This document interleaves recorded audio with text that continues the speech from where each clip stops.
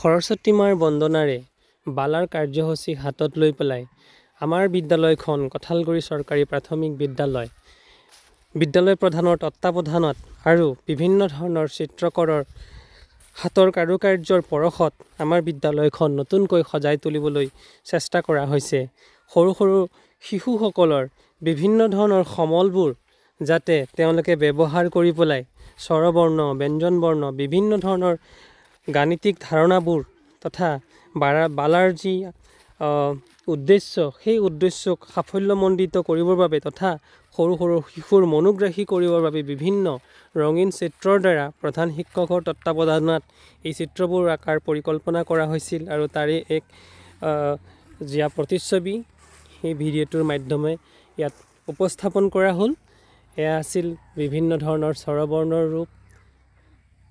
শিশুসকলে বিভিন্ন সাধুকথা তথা ব্যঞ্জনবৰ্ণ আৰু বিভিন্ন ধৰণৰ সাংখ্যিকতাৰ ধাৰণাবোৰ পাবৰ বাবে বিভিন্ন সুন্দৰ চিত্ৰ ইয়াত উপস্থাপন কৰা হৈছে।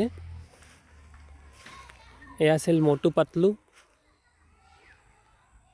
বিদ্যালয় মজিয়াখনক বালা অৰ্থাৎ বিল্ডিং এজ লাৰ্ণিং এইড, যাতে বিল্ডিং অৰ্থাৎ শ্ৰেণীকোঠাটোক যাতে অতি সুন্দৰকৈ এক সমল হিচাপে ব্যৱহাৰ কৰি পেলাই ইয়াক এক সুফলভাৱে ব্যৱহাৰ কৰিব পৰা এক সমলত পৰিণত কৰিব পাৰি, তাৰ উদ্দেশ্যৰেই চৰকাৰৰ যি প্ৰচেষ্টা আৰু সেই চৰকাৰৰ প্ৰচেষ্টাক প্ৰতিখন বিদ্যালয়ে আদৰি লৈছে আৰু আদৰি লৈ এনেদৰে যি ন ন ৰূপ দিবলৈ চেষ্টা কৰিছে তাৰে এটি ৰূপ হ'ল আমাৰ কঠালগুৰি চৰকাৰী প্ৰাথমিক বিদ্যালয়।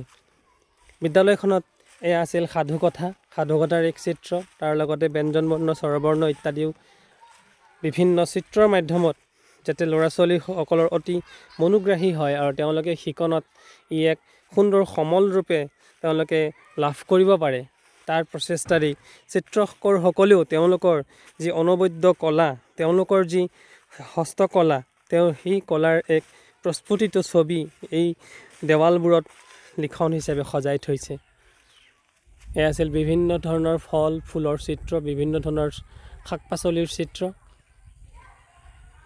যোগ বিয়োগৰ ধাৰণা, যাতে তেওঁলোকে যোগ বিয়োগ ইত্যাদিবোৰ ধাৰণা তেওঁলোকে স্পষ্টকৈ ল'ব পাৰে। অতি সহজে ল'বৰ বাবেই আশা কৰোঁ এই চিত্ৰবোৰে আমাক পাঠদানতো যথেষ্ট সহায় কৰিব। দৃশ্য শ্ৰাব্য, যদিও ই দৃশ্য আৰু শ্ৰাব্য দুইটা নহয়, শ্ৰাব্য নহয়, কিন্তু দৃশ্য সামগ্ৰী হিচাপে আৰু আমাৰ যি বালাৰ গাইডলাইন, সেই গাইডলাইনৰ হিচাপতো অতি সুন্দৰকৈ চিত্ৰবোৰ ইয়াতে নৱ ৰঙেৰে ৰঙীনযুক্ত কৰি পেলাই আঁকিবলৈ চেষ্টা কৰা হৈছে।